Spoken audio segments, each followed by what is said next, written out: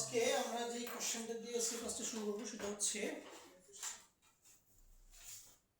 কোন একটা আয়নিক যৌগের অণুতে আয়নিক চরিত্রের শতকরা পরিমাণ নির্ণয়। তো আমরা কিন্তু অলরেডি সমযোজী যৌগের অণুতে কত পার্সেন্ট আয়নিক চরিত্র আছে সেটা বের করছিলাম একটা ফর্মুলা দিয়ে। সেটা ছিল আমাদের হেনরি স্মিথ ফর্মুলা ছিল আমাদের, ওটা দিয়ে আমরা বের করতে পারি। আরো কিছু পদ্ধতি আছে বাট এটা সবচেয়ে বেশি ইউজ হয়। আর এখন আমরা আজকে কোন একটা আয়নিক যৌগের অণুতে শতকরা কত শতাংশ আয়নিক চরিত্র আছে সেটা কিভাবে বের করতে পারবো, এটা মূলত আমরা বের করে থাকবো ডাইপোল মোমেন্ট কনসেপ্টের সাহায্যে। তাহলে প্রশ্ন করতে দেখো যে সোডিয়াম ক্লোরাইড অণুর দূরত্ব 2.36 অ্যাংস্ট্রম এবং ডাইপোল মোমেন্টের মান 8.5 ডিবাই।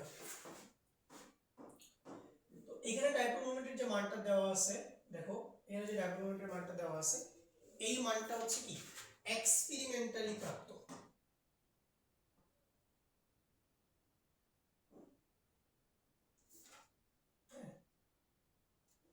হচ্ছে এক্সপেরিমেন্টালি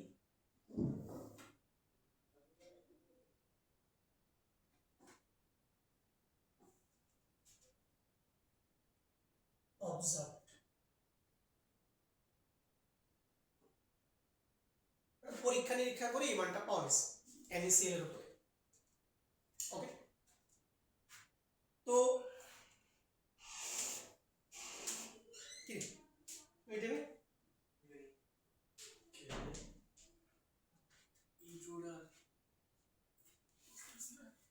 তাহলে এটা হচ্ছে এক্সপেরিমেন্টালি অবজার্ভ, যে পরীক্ষা টরীক্ষা করে আমরা হলো যে সোডিয়াম ক্লোরাইডের ডাইপোল মোমেন্টের মান কত পাইছি 8.5 ডিভাই পাইছি।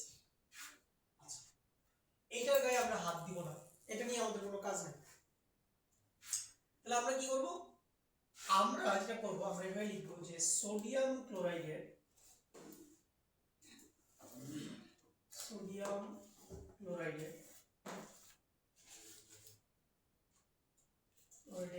ডাইপোল মোমেন্ট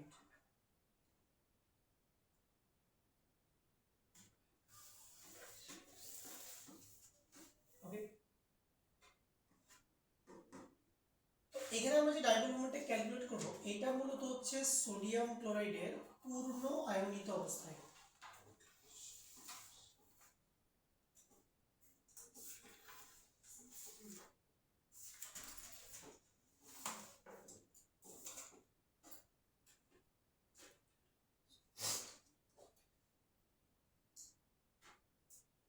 পূর্ণ আয়নিত অবস্থায় কি হবে বলো, Na পজিটিভ এবং Cl মাইনাস সম্পূর্ণ আলাদাভাবে থাকবে, তারা কমপ্লিট সেপারেশন। কিন্তু আমরা কি জানি বল, আমরা জানি যে এই Cl মাইনাস আয়নের যে ইলেকট্রনগুলো আছে এই ইলেকট্রনগুলোকে কিন্তু আবার কে আকর্ষণ করবে, সোডিয়াম প্লাস আকর্ষণ করবে। মানে এদের মাঝে কিন্তু কমপ্লিট সেপারেশন কখনোই থাকবে না। মানে আমরা কখনো কমপ্লিটলি Na প্লাস কে আলাদা চিন্তা করতে পারবো না, বা আমরা কখনো কমপ্লিটলি Cl মাইনাস কে আলাদা চিন্তা করতে পারবো না, ঠিক আছে। সো এরা কিন্তু কাছাকাছি অবস্থান করবে, অর্থাৎ এই অ্যানায়নের যে ইলেকট্রন আছে এই ইলেকট্রনগুলো কিন্তু এই ক্যাটায়নের ফাঁকা অরবিটালে একটু হলেও প্রবেশ করবে। তো এই জন্য আমরা পূর্ণ আয়নিত অবস্থায় কি করব, সোডিয়াম ক্লোরাইডের ডাইপোল মোমেন্টটা বের করব। তো এক্ষেত্রে আমাদের ডাইপোল মোমেন্ট বের করার সূত্র কি, মিউ সমান কি ছিল সূত্রটা, চার্জ চার্জ ইনটু কি ডিসটেন্স, চার্জ ইনটু ডিসটেন্স। তো চার্জকে আমরা ছোট হাতের দিয়ে লিখি আর ডিসটেন্সকে আমরা কি ছোট হাতের দিয়ে লিখব। এখন এখানে আমরা মান বসাবো, দেখো চার্জের মান আমরা বসাবো, চার্জের মান আমরা বসাবো এখানে সিজিএস পদ্ধতিতে। সিজিএস পদ্ধতিতে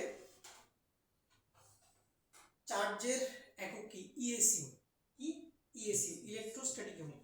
তাহলে আমরা চার্জের মানটা বসাবো 4.8 ইনটু 10⁻⁻10 এটা হচ্ছে ইলেকট্রনের চার্জ কোন পদ্ধতিতে, সিজিএস পদ্ধতিতে। যেমন এসআই এককে ইলেকট্রনের চার্জ কত, 1.6 × 10⁻19 কুলম্ব, কিন্তু সিজিএস পদ্ধতিতে ইলেকট্রনের চার্জ হচ্ছে 4.8 × 10⁻10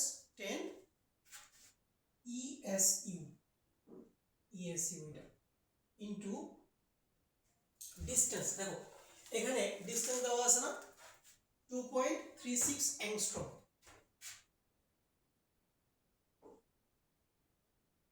অ্যাংস্ট্রম, ঠিক আছে, অ্যাংস্ট্রম।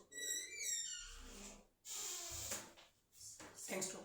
আচ্ছা আমাকে বলো তো 1 অ্যাংস্ট্রম সমান কত সেন্টিমিটার?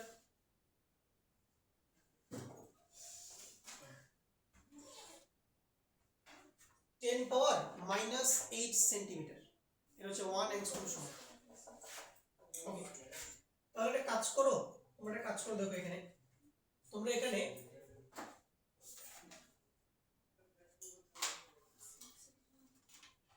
এই 4.8 এর সাথে তুমি 2.36 টা গুণ করো তো, দেখো কত আসে।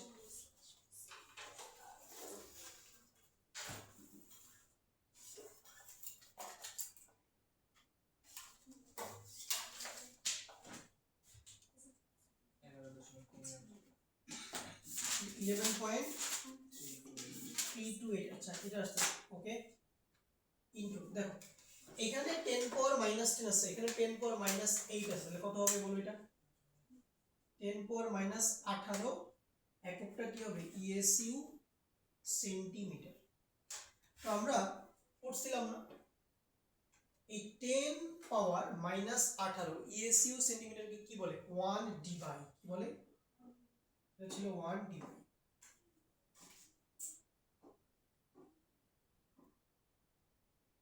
এটা কত আসবে, 11.328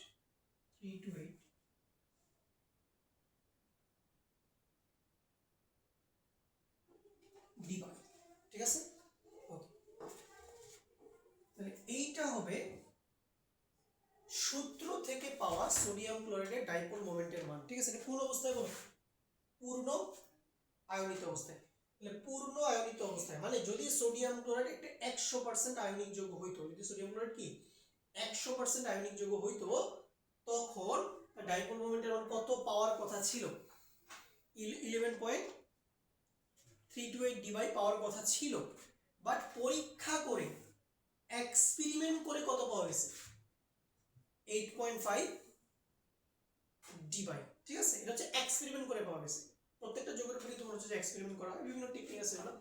তাহলে আমরা এভাবে লিখব, শতকরা আয়নিক চরিত্র, শতকরা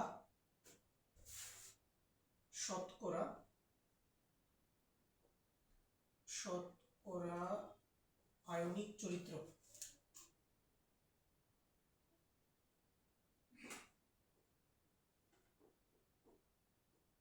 শতকরা আয়নিক চরিত্র সমান হবে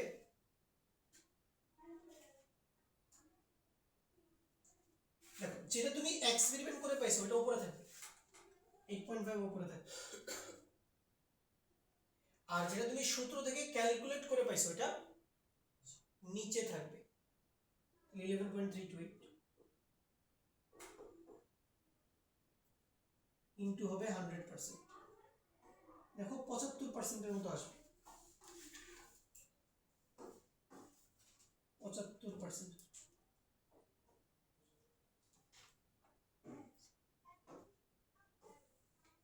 আমরা কি বুঝতে পারলাম, আমরা বুঝতে পারলাম যে সোডিয়াম ক্লোরাইড কে যে আমরা আয়নিক যৌগ হিসেবে জানি, সোডিয়াম ক্লোরাইড কিন্তু 100% আয়নিক নয়, এটা মাত্র 75% আয়নিক, এর থেকেও আয়নিক চরিত্রের যৌগ আছে, বুঝতে পারছো? তাহলে কিভাবে ক্যালকুলেট করলাম দেখো, তাহলে কোশ্চেনে ডাইপোল মোমেন্টের যে মানটা দেওয়া থাকবে এইটা নিয়ে আমাদের কোনো কাজ নাই, এটা নিয়ে আমরা কোনো কাজ করব না। আমরা কি করব, আমরা পূর্ণ আয়নিত অবস্থায় মানে আমরা আয়নিক যৌগটাকে শতভাগ আয়নিক ধরে কি করব, শতভাগ আয়নিক ধরে আমরা ওই যৌগটার কি বের করব, ডাইপোল মোমেন্টটা বের করব চার্জ ইনটু ডিসটেন্স দিয়ে। তো ডিসটেন্স কোশ্চেনে দেওয়া থাকবে। আর চার্জ কার চার্জ বসাবো? ইলেকট্রনের চার্জ। কার চার্জ? ইলেকট্রনের চার্জ। কেন? কারণ যখন তোমার সোডিয়াম প্লাস ক্রিয়েট হয় আর Cl মাইনাস ক্রিয়েট হয়, মানে কি এখানে একটা ইলেকট্রনের ঘাটতি, এখানে একটা ইলেকট্রনের আধিক্য। তাহলে সোডিয়ামের মাথায় একটা ইলেকট্রনের সমপরিমাণ চার্জ ক্রিয়েট হবে না, সমপরিমাণ পজিটিভ চার্জ ক্রিয়েট হবে। আর ক্লোরিনের মাথায় একটা ইলেকট্রনের সমপরিমাণ নেগেটিভ চার্জ ক্রিয়েট হবে। চার্জ তো সেম না, যতটা প্লাস ততটা মাইনাস, মানে চার্জের যে পরিমাণ সেটা তো কি সেম, এবং সেটা হচ্ছে ইলেকট্রনের চার্জের সমান। তো সেই মানটা আমরা এখানে বসাই দিব কোন এককে? ইএসইউ এককে। ডিসটেন্স যে এককই দেয়া থাকুক অবশ্যই কিসে কনভার্ট করবা? সেন্টিমিটারে। দেন তুমি কি করবা? এই ইএসইউ সেন্টিমিটার ফর্মে নিয়ে আসার চেষ্টা করবা। দেন 10 পাওয়ার মাইনাস 18 নিয়ে আসার চেষ্টা করবা। বুঝতে পারছো? ওকে, তাহলে আমরা জানি যে 10 পাওয়ার মাইনাস 18 ইএসইউ সেন্টিমিটার মানে হচ্ছে 1 ডিভাই। আমরা পড়ছিলাম প্রথম ক্লাসে। তারপরে কত আসলে দিলাম আমাদের 11.328 ডিভাই। তাহলে আমরা কি করব? শতকরা আয়নিক চরিত্র কিভাবে বের করব? প্রশ্নে যে মানটা দেওয়া থাকবে বা এক্সপেরিমেন্টাল যেটা ভ্যালু সেটা উপরে থাকবে, আর যেটা তুমি মাত্র ক্যালকুলেট করে পাইলে ওটা কই থাকবে? নিচে থাকবে। মানে সোজা কথা ভাই, ছোট ভ্যালু উপরে থাকবে, বড় ভ্যালু নিচে থাকবে। কারণ যদি বড় ভ্যালু উপরে দাও তাহলে তো আয়নিক চরিত্র 100% এর বেশি চলে আসবে, এটা তো সম্ভব। তাহলে ছোট ভ্যালু উপরে, বড় ভ্যালু নিচে, ইনটু 100% শেষ। তুমি আয়নিক চরিত্রটা পেয়ে বুঝতে পারলে? তো এরকম টাইপের ম্যাথ তোমার কিন্তু ভর্তি পরীক্ষায় আসে। হ্যাঁ, বইটা বলো, সাস্টে বলো, ইঞ্জিনিয়ারিং যে কোনো বিশ্ববিদ্যালয়ে বলো, এই কোশ্চেনটা আসার সম্ভাবনা আছে। বুঝছি সবাই? এটা ইজি ম্যাথ, পারবা। ক্লিয়ার? বুঝছো? সবার তো হয়েছে? বুঝছো? হুট করে ক্লাসে আসলে তো বুঝতে অসুবিধা হবে। আচ্ছা, তুমি রেকর্ডেড ক্লাসগুলো দেখে নিও, তাইলে হয়ে যাবে। চলো, এইটা আমাদের গেল। নেক্সট আমাদের টপিক যেটা আমরা কি করবো আজকে সেটা হচ্ছে এই যে এই জিনিসটা, আয়নিক যৌগের ক্ষেত্রে আরেকটা আমাদের কনসেপ্ট আছে গুরুত্বপূর্ণ, সেটা হচ্ছে lattice energy. Lattice energy. Okay, জানি এই শব্দটা তোমরা আগে কখনো শুনছো কিনা, লেটিস এনার্জি।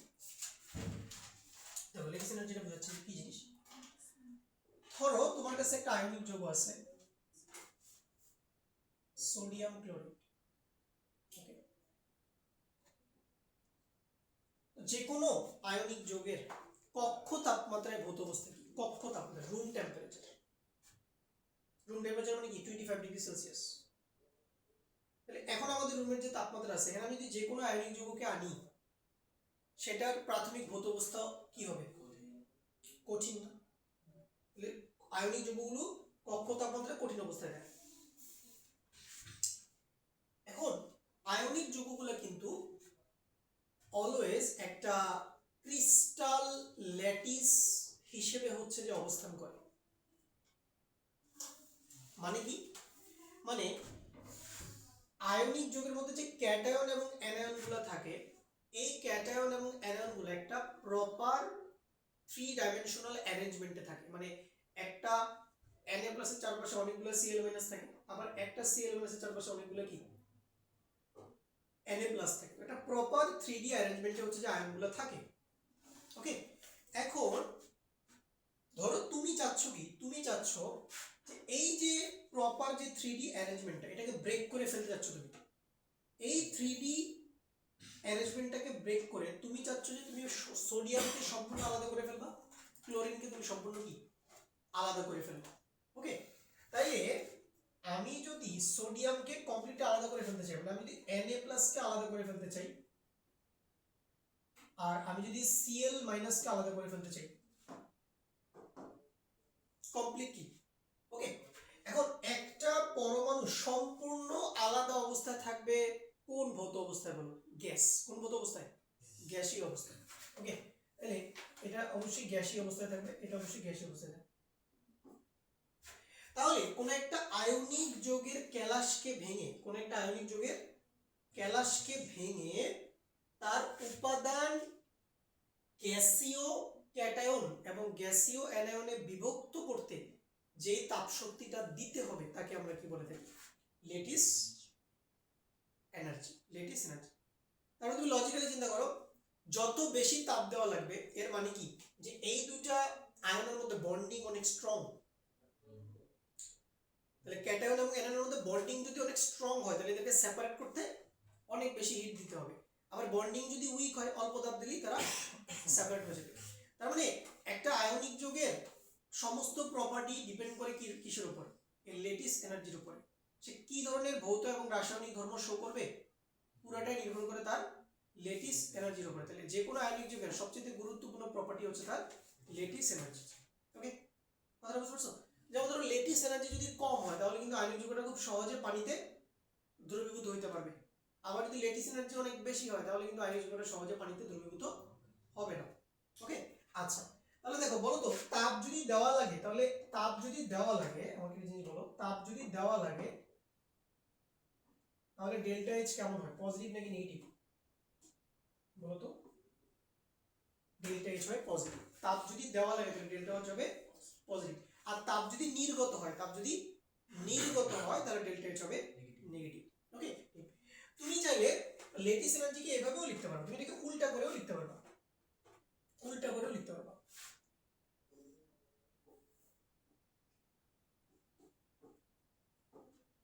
উল্টা করেও লেখা যাবে।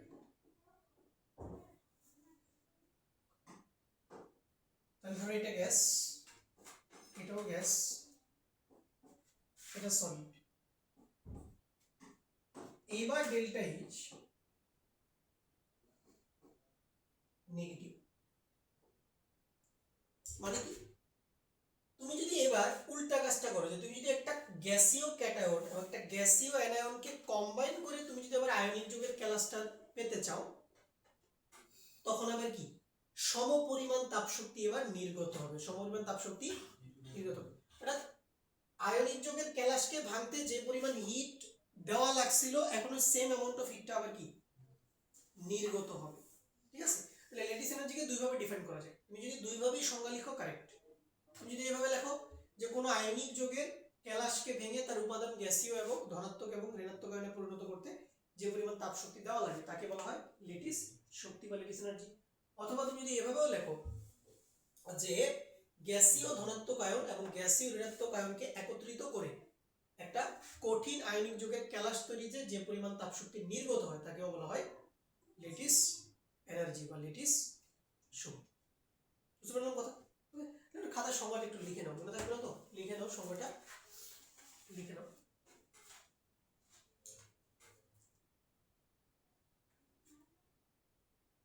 লিখো যে এক মোল কোনো আয়নিক যৌগের ক্যালাসকে ভেঙে, এক মোল কোনো আয়নিক যৌগের ক্যালাসকে ভেঙে, এক মোল কোনো আয়নিক যৌগের ক্যালাসকে ভেঙে, এক মোল কোনো আয়নিক যৌগের ক্যালাসকে ভেঙে তার উপাদান গ্যাসীয় ক্যাটায়ন এবং গ্যাসীয় অ্যানায়নে বিভক্ত করতে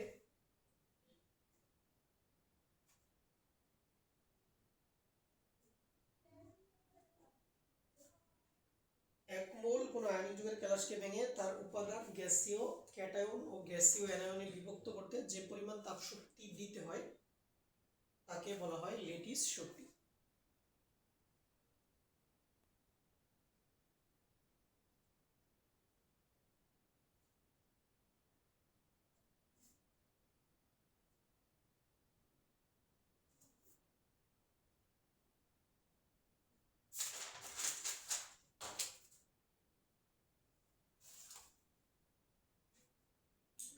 ওকে, তাহলে বুঝলাম ল্যাটিস শক্তির সংজ্ঞা। এখন আসো ল্যাটিস এনার্জি কি কি জিনিসের উপর ডিপেন্ড করে।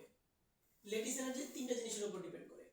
আমি কি লিখছি, lattice energy is proportional to Q1 Q2 by R, Q1 Q2 by R। তো এখানে Q1 কি, Q1 হচ্ছে চার্জ অফ ক্যাটায়ন, Q2 হচ্ছে চার্জ অফ অ্যানায়ন, আর R হচ্ছে distance between cation and anion. Okay, ধরো তোমাকে আমি যদি দুটো আয়নিক যৌগ দিই, ধরো দিলাম ম্যাগনেসিয়াম অক্সাইড KCl,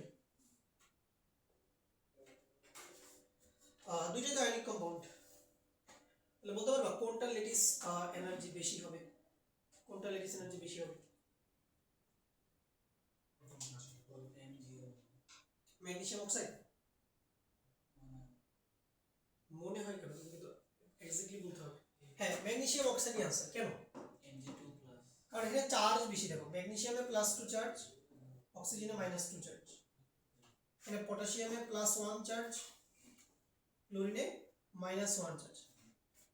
ওকে, তো এখানে চার্জ বেশি, ক্যাটায়নেরও চার্জ বেশি, অ্যানায়নেরও চার্জ বেশি, তাহলে ম্যাগনেসিয়াম অক্সাইডের lettuce energy will be greater than potassium chloride. তাহলে আরেকটা দিই, ধরো তোমাকে দিল অ্যালুমিনিয়াম অক্সাইড, ম্যাগনেসিয়াম অক্সাইড, এখন কার বেশি, কার লেটিস এনার্জি বেশি? এখন হচ্ছে অ্যালুমিনিয়াম অক্সাইডের লেটিস এনার্জি বেশি হবে, কিন্তু প্রশ্ন হচ্ছে কেন? দেখো দুইটার মধ্যে কিন্তু অক্সিজেন কমন, অক্সিজেন কমন, এখানে অক্সিজেন আছে, এখানে অক্সিজেন আছে, সো কমন জিনিস নিয়ে আমার কোনো মাথা ব্যথা নেই, আমার দেখতে হবে কোনটা কমন না। তাহলে এখানে অ্যালুমিনিয়াম হচ্ছে যে 3+ চার্জে আছে, আর ম্যাগনেসিয়াম এখানে 2+ চার্জে আছে, অ্যালুমিনিয়ামের চার্জ হায়ার, এজন্য অ্যালুমিনিয়াম অক্সাইডের লেটিস এনার্জির মান বেশি হবে।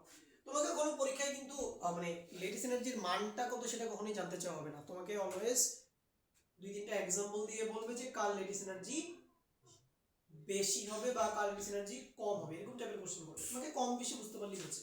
ওকে, কিন্তু যদি এরকম দেয় তখন তো ঝামেলা করবা।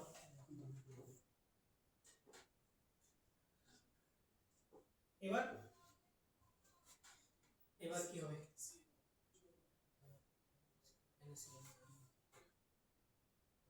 বলো মুন্নি কার লেটিস এনার্জি বেশি হবে? হ্যাঁ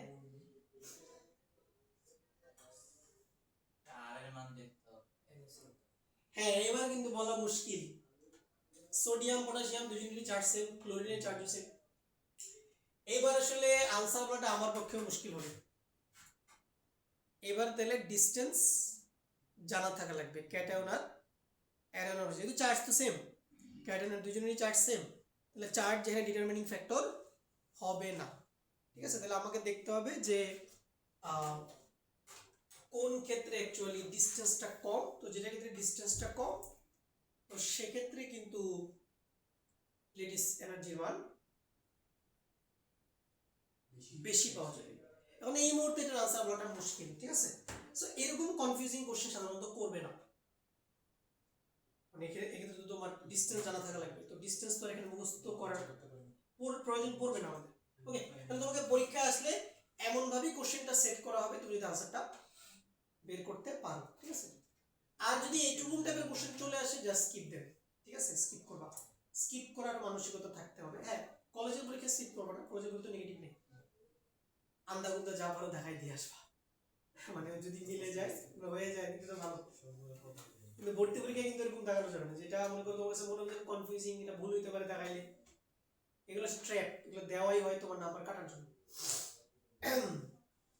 অনেক সময় কি ব্ল্যাঙ্ক রাখলে আনসার, মানে ব্ল্যাঙ্ক রাখলে নাম্বার দেবে, মনে করো 4টা অপশনের কোনোটাই আনসার না, তুমি দাগাও না তুমি নাম্বার পাবো, কিন্তু যদি দাগাও তাহলে তুমি নাম্বার পাবো না। সিরিয়াসলি এভাবেই হচ্ছে যে ওএমআর মেশিনে জিনিসটা সেট করা থাকে, প্রচুর চালাক ভাই, মানে যারা কোশ্চেন করে এটা প্রচুর চালাক। আমার মাঝে মাঝে অপশন থাকে 5টা, কেন আমি আমার ভর্তি পরীক্ষার একটা স্টোরি বলি, আমি যখন কুইটে পরীক্ষা দিই ওখানে অপশন থাকতে তো 5টা, তো 5 নম্বর অপশনটা প্রায় থাকতো নান অফ দ্য অ্যাবাভ বা নান, এরকম একটা অপশন থাকতো, মানে এই প্রথম 4টা অপশনের কোনোটাই আনসার না, ঠিক আছে, এরকম মেবি আমি 25 থেকে 30টা নাম দেখাইছি 75টা এমসিকিউ, 75 সবগুলো দেখাইনি, 65টার মতো দেখাইছিলাম, তোর মধ্যে 20-25টা আমি নাম দেখাইছি, কি মানে বের করতেছি উত্তর, দেখি যে অপশনের সাথে একটাও মিলে না, আমি এগুলো নাম দেখাই যাচ্ছি, নাম দেখাই যাচ্ছি, তারপরে আমি ভয় পেয়ে যাচ্ছি, কি রে ভাই এতগুলো নাম আসলে উত্তর নাই, ঠিক আছে, পরে পরীক্ষা দিতে হাত থেকে বের হলো না আসলে উত্তর নেই, ঠিক আছে, সেই জন্য তোমাকে নিজের প্রতি কনফিডেন্স রাখতে হবে, তুমি যে 100% কনফিডেন্স থাকবে যে আমি যেটা দাগাচ্ছি ঠিক আছে। তাহলে বোঝা গেল এটা লেটিস এনার্জি, ছোট্ট একটা জিনিস সংজ্ঞা হিসেবে পরীক্ষায় আসে, এমসিকিউতে আসতে পারে, জেনে নিলাম। আচ্ছা এবার চলো আমাদের নেক্সট আমাদের পড়া গলনাঙ্ক, এটা নিয়ে আমরা একটু পড়াশোনা করি। আচ্ছা ক্লাস সংক্ষিপ্ত একটু পড়া কম আসছে।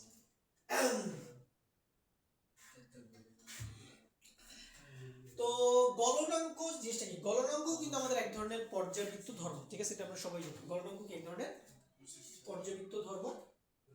গলনাঙ্ক, তারপরে স্ফুটনাঙ্ক, তারপরে হচ্ছে তোমার যোজনী, হ্যাঁ যোজনী, তারপরে কি তারপরে হচ্ছে যে তোমার ধাতব ধর্ম। এগুলো হচ্ছে কিছু পর্যাবৃত্ত ধর্ম, বাট এগুলো একটু লেস ইম্পর্টেন্ট পর্যাবৃত্ত ধর্ম, যেগুলো থেকে তেমন কোনো প্রশ্ন পরীক্ষায় আসে না। তবে গলনাঙ্ক থেকে আসতে পারে। এখন আমাদের বুঝতে হবে যে গলনাঙ্ক কখনো অ্যাপ্লাই হয় আর স্ফুটনাঙ্ক কখনো অ্যাপ্লাই হয়। গলনাঙ্কের ইংরেজি বলো কি বলে নেই? নাউজুবিল্লাহ। ঠিক আছে, কি করা উচিত তোমার এখন? কি ভাই, মেয়ে মানুষের গায়ে হাত দেওয়া যাবে না, ঠিক আছে? মেয়ে মানুষের গায়ে হাত দেওয়া হারাম, ঠিক আছে? হ্যাঁ হ্যাঁ, মেল্টিং মানে মনে পড়ছে, মাই গড ভাই মনে পড়ছে। কে তুমি মেরে মারতেছে কেন? এই কথা হ্যাঁ ও বলে দিছে। বলো তুমি বলো, কে বলে? জিশান বলো যে বয়লিং ইয়া স্ফুটনাঙ্ক ইংরেজি কি? হ্যাঁ boiling point, BP. BP melting point হচ্ছে এমপি, বয়লিং পয়েন্ট হচ্ছে বিপি। বিপি আবার ব্লাড প্রেসারও হয়, ঠিক আছে? আচ্ছা, বিপি মানে বড় পোলাও হয়, সব কিছু হয় বিপি দিয়ে। তো এই ক্ষেত্রে বিপি হচ্ছে বয়লিং পয়েন্ট, এমপি হচ্ছে কি মেল্টিং পয়েন্ট। মেল্টিং পয়েন্ট হচ্ছে গলনাঙ্ক, বিপি হচ্ছে স্ফুটনাঙ্ক। দেখো মেল্টিং পয়েন্ট তখন অ্যাপ্লাই করা যায় যখন সাবস্টেন্সটা কঠিন অবস্থায় থাকে। কি অবস্থা থাকে? নরমালি। বা একটা জিনিস গলাবো, এটা যদি অলরেডি লিকুইড থাকো কারে গলাবো? ঠিক আছে, তাহলে সলিড স্টেটে যদি মানে সাবস্টেন্সটা থাকে দেন এটা হিট দিয়ে গলাবো। ওকে, ধরো কোনো একটা সাবস্টেন্সের মেল্টিং পয়েন্ট নেগেটিভ, এই কথাটার মানে কি? অনেক সাবস্টেন্সে তুমি মেল্টিং পয়েন্ট নেগেটিভ দেখবা, আছে না নেগেটিভ? -20, -50, -100। এই নেগেটিভ মেল্টিং পয়েন্টের মানে কি বলতে পারবা? নেগেটিভ মেল্টিং পয়েন্টের মানে কি? বা নেগেটিভ বয়লিং পয়েন্টের মানে কি? এগুলোর মানে কি? অলরেডি পান তরল না, negative boiling point means room টেম্পারেচারে ওটা গ্যাস হিসেবে থাকবে। বুঝছো আমার কথা? মনে করো একটা গ্যাস, মনে করো ক্লোরিন, আমার একজনকে বয়লিং পয়েন্ট মুখস্থ নাই, তো মনে করো ক্লোরিন বা নাইট্রোজেন, এগুলোর বয়লিং পয়েন্ট নেগেটিভ আসবে। ধরে একটা র্যান্ডম, ধরো একটা গ্যাস আছে যার বয়লিং পয়েন্ট হচ্ছে -10, কত? -10, -10।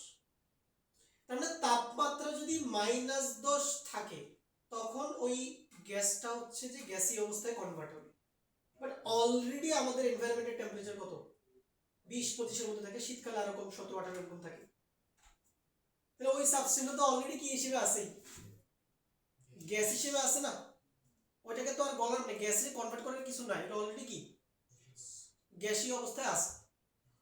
ওকে, তাহলে negative melting or negative boiling point means যে ওই সাবস্টেন্সটা রুম টেম্পারেচারে কি হিসেবে থাকবে? গ্যাস।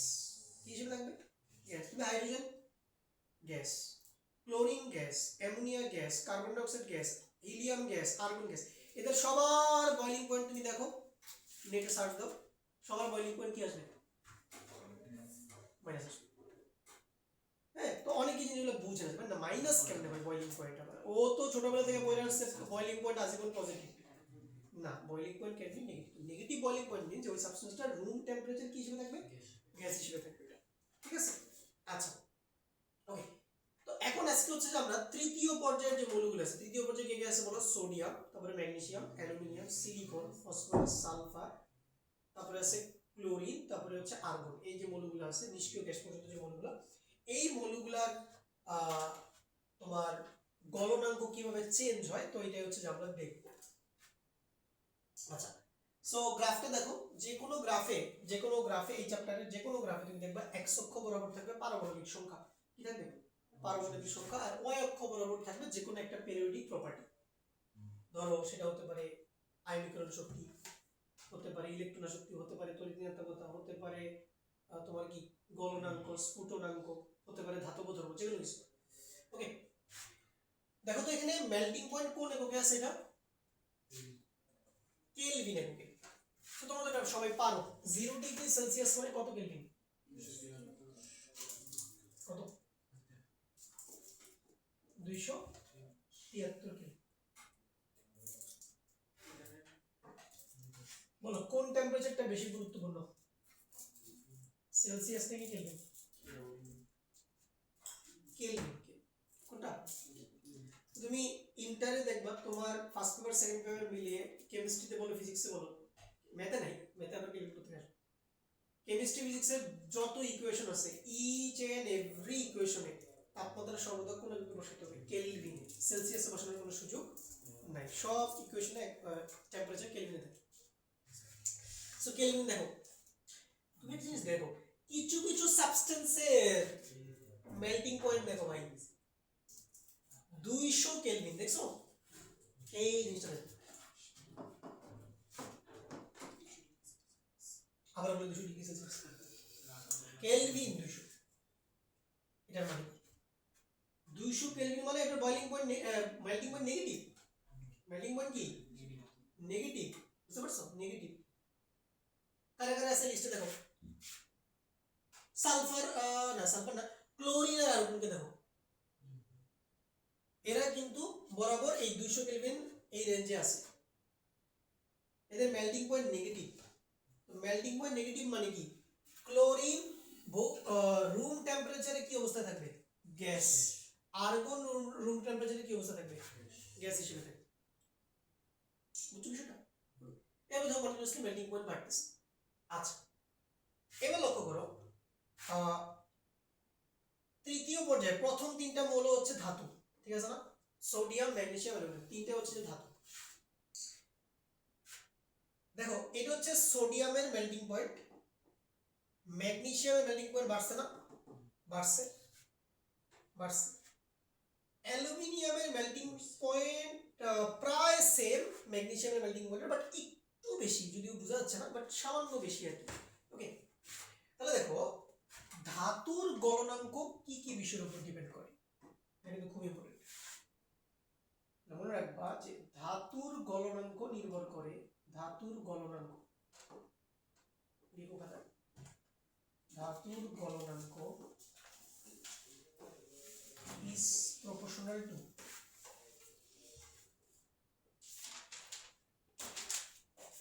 ধাতব বন্ধনের শক্তিমত্তা।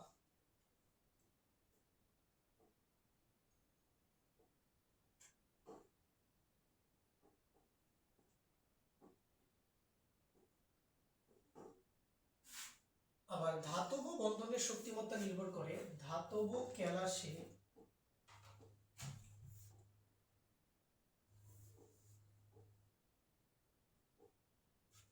উপস্থিত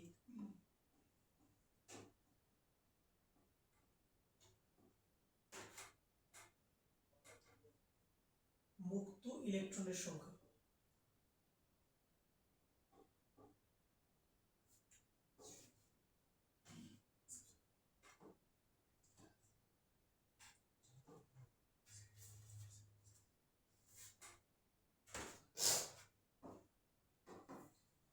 তাহলে তুমি এই তিনটা ধাতু চিন্তা করো, সোডিয়াম, ম্যাগনেসিয়াম, অ্যালুমিনিয়াম। তুমি জানো সোডিয়াম ধাতুর খণ্ডে কি হয়? সর্ববহিস্থ স্তরের ইলেকট্রনগুলো কক্ষপথ থেকে বের হয়ে যায়। তাহলে সোডিয়াম থেকে তো তুমি সোডিয়াম প্লাস পেয়ে যাবা, এবং সেখানে কয়টা ইলেকট্রন থাকবে? একটা মুক্ত ইলেকট্রন থাকবে সোডিয়ামের কেলাসে। ম্যাগনেসিয়াম কনভার্ট হয়ে যাবে ম্যাগনেসিয়াম 2+, এখানে দুইটা মুক্ত ইলেকট্রন থাকবে। অ্যালুমিনিয়াম 3+ এ কনভার্ট হয়ে যাবে, এখানে কয়টা মুক্ত ইলেকট্রন থাকবে? তিনটা মুক্ত ইলেকট্রন থাকবে। তাহলে অ্যালুমিনিয়াম ধাতুর কেলাসে তিনটা মুক্ত ইলেকট্রন থাকে, যার জন্য অ্যালুমিনিয়াম ধাতুর ক্ষেত্রে এই ক্যাটায়ন আর এই মুক্ত ইলেকট্রনের মধ্যকার আকর্ষণ কি হয়? তুলনামূলকভাবে বেশি হয়। যার জন্য অ্যালুমিনিয়াম ধাতুর যে ধাতব বন্ধন সেটা তুলনামূলকভাবে বেশি শক্তিশালী। আর ম্যাগনেসিয়ামে দুইটা ইলেকট্রন থাকায় ম্যাগনেসিয়ামের ধাতব বন্ধন কিছুটা কম শক্তিশালী। আর সোডিয়ামের ক্যালাসে একটি মাত্র মুক্ত ইলেকট্রন থাকায় সোডিয়ামের ধাতব বন্ধন সবচেয়ে কম শক্তিশালী। তাহলে বোঝা যাচ্ছে অ্যালুমিনিয়ামের মেল্টিং পয়েন্ট সবচেয়ে বেশি হবে, তারপরে ম্যাগনেসিয়াম, তারপরে কি সোডিয়াম।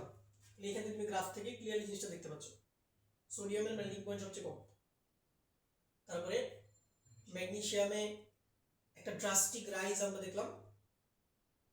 অ্যালুমিনিয়ামও কিছুটা বাড়ছে, তবে খুব ড্রাস্টিক ভাবে বাড়ে নাই, হালকা বাড়ছে আর কি, ঠিক আছে, হালকা বাড়ছে।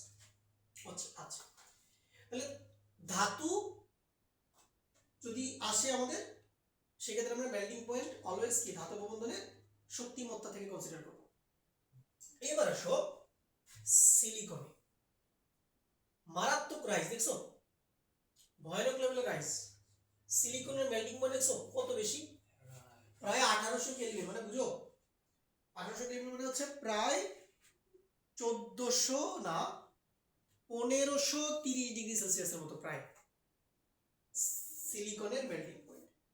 প্রশ্ন হচ্ছে সিলিকনের মেল্টিং পয়েন্ট এতটা বেড়ে যাওয়ার কারণ কি? সিলিকন কিন্তু কোনো ধাতু না, আবার সিলিকন পুরোপুরি অধাতুও না, সিলিকন কি অপধাতু, এর মধ্যে ধাতব ধর্ম আছে, অধাতু ধর্ম দুইটাই আছে।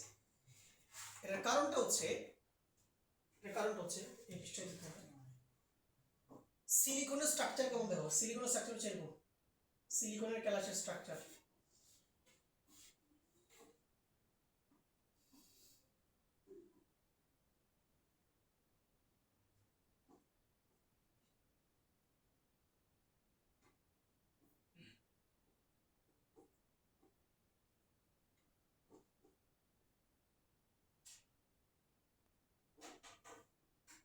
ওকে, এটা হচ্ছে সিলিকনের ক্যালাস। ওকে, তার মানে এরকম তোমার অসংখ্য সিলিকন পরমাণু পরস্পরের সাথে কি সমযোজী বন্ধনের মাধ্যমে যুক্ত হয়ে একটা বিশাল ত্রিমাত্রিক ক্যালাস জালিকা তৈরি করে, ঠিক আছে? এখানে ধরো কয়টা সিলিকন থাকবে, এরকম হাজার হাজার শত শত সিলিকন পরমাণু এভাবে পরস্পরের সাথে যুক্ত অবস্থায় থাকে। তো এখন তুমি যদি সিলিকনকে গলাইতে যাও, তাহলে তোমাকে অসংখ্য সমযোজী বন্ধন ভাঙতে হবে সিলিকনকে তুমি যদি গলাইতে চাও। আর অসংখ্য সমযোজী বন্ধন ভাঙা মানে কি, তোমাকে প্রচুর পরিমাণে তাপ শক্তি সরবরাহ করতে হবে, যার জন্য সিলিকনের মেল্টিং পয়েন্ট কি হবে অনেক বেশি। এই জন্যই তোমার সিলিকনের মেল্টিং পয়েন্ট অনেক বেশি, অনেক। এরপরে দেখো সিলিকন থেকে এক লাফে দেখো ফসফরাস কই চলে আসছে, হঠাৎ করে আবার অনেক কমে গেছে, দেখো ফসফরাস অনেক কমে গেছে। এটার কারণ কি? এটার কারণ হচ্ছে ফসফরাস নেচারে কিভাবে থাকে, দেখো ফসফরাস নেচারে কিভাবে থাকে জানো তোমরা? এটা P4 হিসেবে থাকে। কিভাবে থাকে? P4 হিসেবে থাকে। এই হচ্ছে স্ট্রাকচার হচ্ছে এরকম।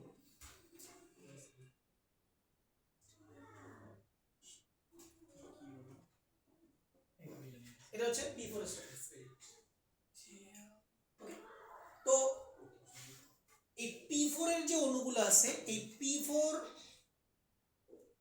এই অণুগুলোর মাঝে মূলত তোমার কাজ করে দুর্বল ভ্যান ডার ওয়ালস আকর্ষণ বল। কি কাজ করে? দুর্বল ভ্যান ডার ওয়ালস আকর্ষণ বল। ওকে, আর ভ্যান ডার ওয়ালস আকর্ষণ বলটা মূলত হচ্ছে যে ভরের উপর নির্ভর করে, ভর যত বাড়ে ভ্যান ডার ওয়ালস আকর্ষণ বল তত বাড়ে। ওকে, তাহলে P4 অণুসমূহের মধ্যে দুর্বল ভ্যান ডার ওয়ালস আকর্ষণ বল কাজ করে বলে এটার মেল্টিং পয়েন্ট অনেক কম। ওকে, এরপরে তুমি দেখো P4 এ তো অনেক কম, আবার সালফারের সামান্য বাড়ছে না, ফসফরাস থেকে সালফারের সামান্য বাড়ছে। এই বৃদ্ধি পাওয়ার কারণ কি? এটা কারণ হচ্ছে সালফার নেচারে কিভাবে থাকে, সালফার নেচারে থাকে S8 হিসেবে, তোমরা সবাই জানো S8 হিসেবে থাকে এটা।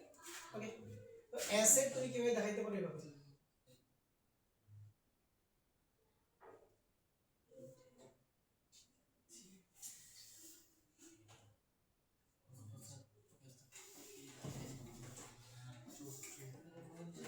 এটা আমাদের অ্যাসিড,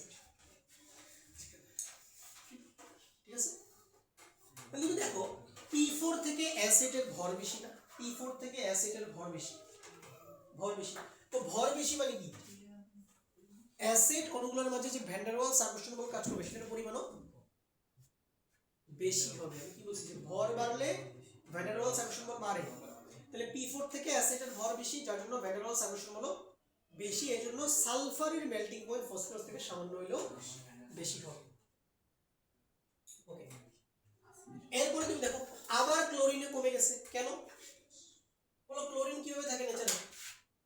Cl2, ওকে, এভাবে থাকে, মাত্র দুইটা ক্লোরিনের পরমাণু একসাথে যুক্ত অবস্থায় থাকে।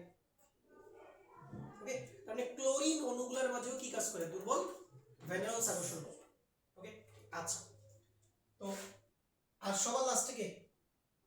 আর্গন। তোমরা জানো যে আর্গন তো একটা একক পরমাণু হিসেবে থাকে, দুইটা আর্গন পরমাণু তো কখনোই পরস্পরের সাথে যুক্ত হইতে পারবে না, তাহলে আর্গন পরমাণুগুলোর মাঝেও কি কাজ করে? দুর্বল ভ্যান ডার ওয়ালস আকর্ষণ বল।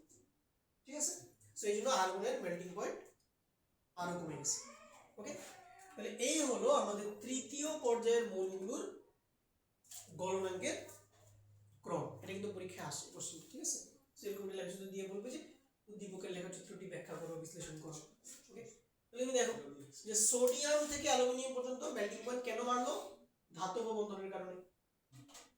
সিলিকনে এত বেশি কেন? কারণ সিলিকনের পরমাণুগুলো পরস্পরের সাথে যুক্ত একটা বিশাল ত্রিমাত্রিক ক্যানাল চালিকা তৈরি করে, এই জন্য। ফসফরাস সালফারের জিনিসটা হচ্ছে P4 আর অ্যাসিড, তো যেহেতু অ্যাসিডের ভর বেশি এই জন্য এটা ভ্যান ডার ওয়ালস আকর্ষণ বল বেশি, এই জন্য মেল্টিং পয়েন্ট বেশি। আর ক্লোরিন আর্গনের তো রুম টেম্পারেচারে গ্যাস হিসেবে থাকে, এই জন্য এদের তো এমনিতেও ভ্যান ডার ওয়ালস আকর্ষণ বল কম হবে তুলনামূলক, এই জন্য এদের মেল্টিং পয়েন্ট অনেক কম। ঠিক আছে, তো আশা করি যে পরীক্ষায় বসে আসলে লিখতে পারবো। ওকে, আচ্ছা, সো তাহলে আমাদের মেল্টিং পয়েন্টের কাহিনী শেষ। লাস্ট ছোট একটা জিনিস করে ক্লাসটা শেষ করবো আমরা, সেটা হচ্ছে কি নেক্সট যে আমাদের পর্যায়বৃত্ত ধর্ম না, সেটা হচ্ছে ধাতব ধর্ম। এটা পড়ি আমরা শেষ করে ফেলবো, আমাদের পর্যায়বৃত্ত ধর্ম শেষ। একটা সৃজনশীলের প্রস্তুতি হয়ে গেছে।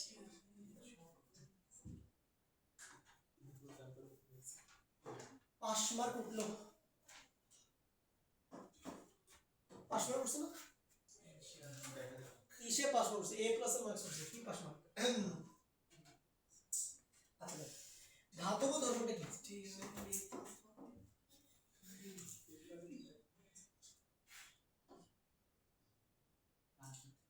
এটা খালি মনে রাখলেই হবে। তুমি যদি পর্যায়ক্রমের বাম দিক থেকে ডান দিকে যাও, তাহলে ধাতব ধর্ম কমবে।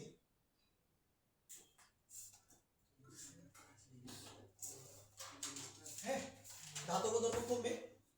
আর তুমি যদি উপর থেকে নিচে যাও, তাহলে ধাতব ধর্ম বাড়বে।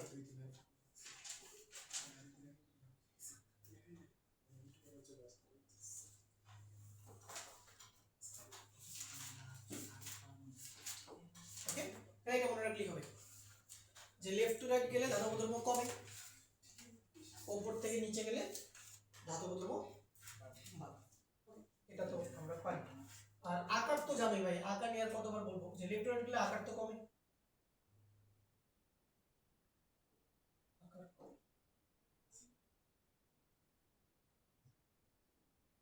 আর উপর থেকে নিচে গেলে আকার বাড়ে।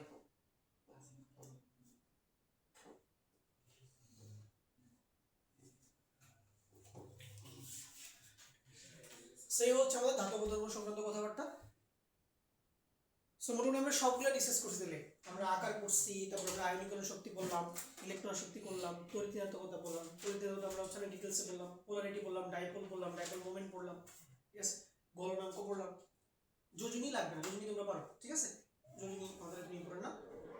আর ধাতব ধর্মটা জাস্ট এতটুকু জেনারেলি হয়ে যাবে, ঠিক আছে। এমসিকিউতে আসতে পারে যে নিচের কোনটি ধাতব ধর্ম সবচেয়ে বেশি, যে সবচেয়ে লেফটে থাকবে তার ধাতব ধর্ম সবচেয়ে বেশি হবে, ঠিক আছে। আর যে সবচেয়ে নিচে থাকবে তার ধাতব ধর্ম সবচেয়ে বেশি। সো আমাদের পেরিওডিক প্রপার্টিজ কমপ্লিট, ঠিক আছে, পেরিওডিক প্রপার্টিজ পুরোপুরি কমপ্লিট। এরপর আমরা ডি ব্লকটা স্টার্ট করে দিব, ঠিক আছে, ডি ব্লকটা স্টার্ট করে দিব। আর 5টা ব্যাচের রাসায়নিক বন্ধন চলছে, ওগুলার রেকর্ডেড ক্লাসগুলো তোমাদের দিয়ে দিব, ওখান থেকে তোমরা কেমিক্যাল বন্ডিং পোর্শনটা ক্লাস করতে থাকবে, ঠিক আছে। তাহলে আমরা হচ্ছে যে দুই দিক থেকে আগেলে আমার তাড়াতাড়ি শেষ হবে। আজকে এতটুকুই, আল্লাহ হাফেজ।